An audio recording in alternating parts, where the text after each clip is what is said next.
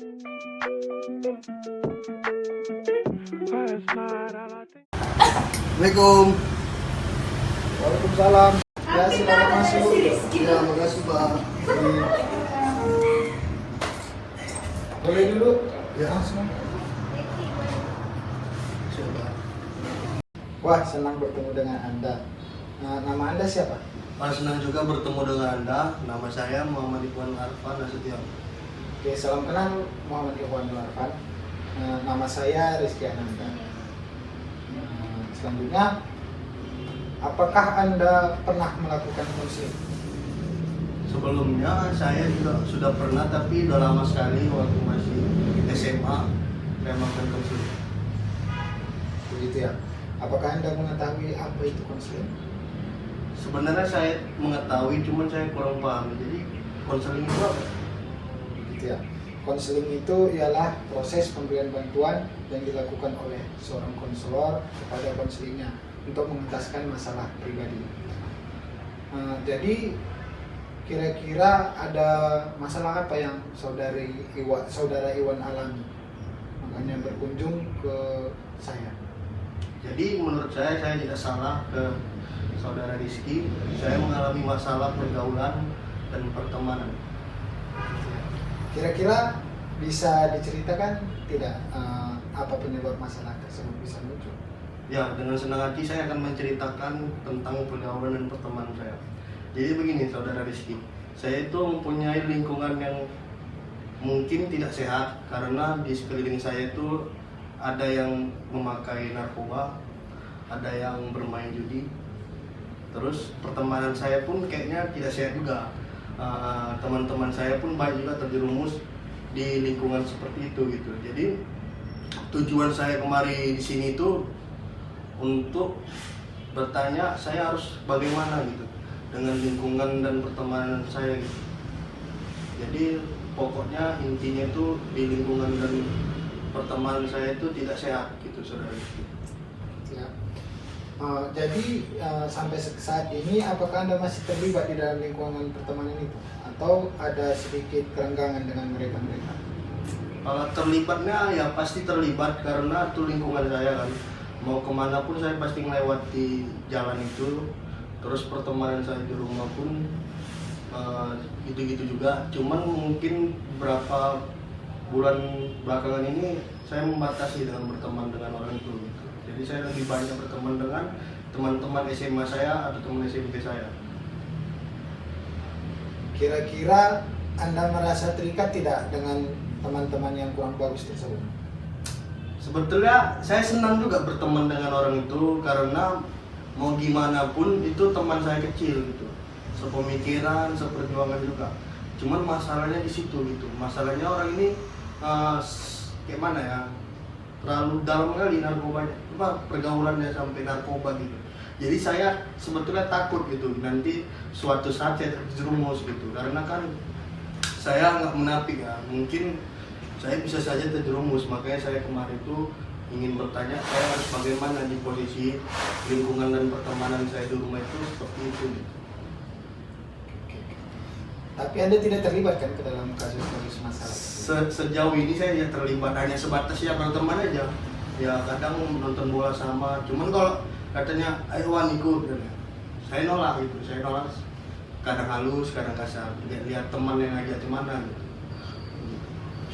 Jadi di sini saudara Iwan ingin memberikan saran atau masukan terhadap dunia pertemanan yang saudara Iwan alami tersebut ya kan? Ya seperti itu. Jadi begini, jika saya analisis dari permasalahan atau yang saudara Iwan sampaikan tadi, saya lihat saudara Iwan ini anak yang baik. Kenapa saya bilang seperti itu? Karena pertemanan saudara Iwan tadi saudara Iwan ceritakan kan dari kecil. Iya. Tetapi saudara Iwan tidak meninggalkannya walaupun teman tersebut terjerumus ke hal-hal yang negatif ya kan. Berarti setia kawan. Nah, jadi di situ satu nilai positif dari diri saudara Iwan ialah kesetiakawanan. Selanjutnya saudara Iwan ini saya lihat tidak gampang terpengaruh berarti dengan apa yang dilakukan mereka. Padahal mereka seperti yang saudara Iwan bilang tadi terlibat di dalam pergaulan bebas ya kan. Tetapi saudara Iwan pandai membentengi dirinya. Selanjutnya saudara Iwan di luar dari berteman dengan teman-teman yang bermasalah tersebut, punya masalah tadi berteman juga dengan teman-teman di SMP SMA ya kan. Jadi di sini saya ingin bertanya sedikit, apakah saudara Iwan berkuliah saat ini? Ya, saat ini saya juga kuliah di semester 6. Makanya saya kan berpikir masa depannya nggak bagus kalau berteman sama lingkungannya. Cuman kan nggak bisa tinggalkan juga gitu. Karena kan mau gimana pun tetangga itu nomor satu gitu. Makanya saya berat kali gitu. Oke, dapat lagi poin satu kelebihan dari saudara Iwan itu ialah nilai kekeluargaannya berarti tinggi ya, karena tetangga ya kan, jadi setia kawan. Berarti di sini saudara Iwan membentengi diri dengan pergaulan dengan teman kampus. Teman kampus tersebut berperilaku baik atau tidak kepada Iwan? Sebetulnya kalau teman kampus saya jelas baik, cuman kurang dekat karena mungkin teman kampus saya kebanyakan dari luar kota gitu. Makanya saya lebih bermain dengan teman SMA dan SMP. Berarti saran dari saya ya, yang bisa saya berikan masukan kepada saudara Iwan itu, sebaiknya saudara Iwan mengikuti kegiatan positif atau organisasi. Karena dalam organisasi tersebut kan jarang gitu menjerumuskan teman-temannya ke dalam hal yang negatif. Tapi saudara Iwan juga harus pandai-pandai sih untuk memilih organisasi yang tepat atau sesuai dengan hati saudara Iwan. Selanjutnya itu saudara Iwan harus lebih bisa membentengi diri untuk tidak bergaul lebih jauh terhadap teman-teman yang salah pergaulan tersebut, ya kan?